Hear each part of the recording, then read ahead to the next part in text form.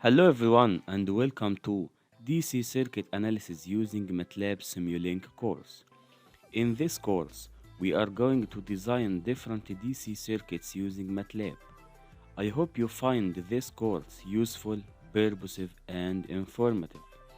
I recommend you download and install MATLAB program so you can follow up with me in every step.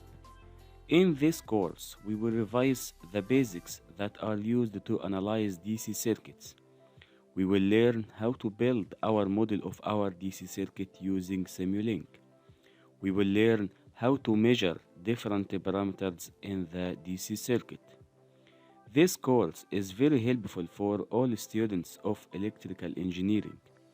At the end of this course, you will be skilled in using MATLAB Simulink, and this will help you in your study at different branches of electrical engineering. I will talk to you soon.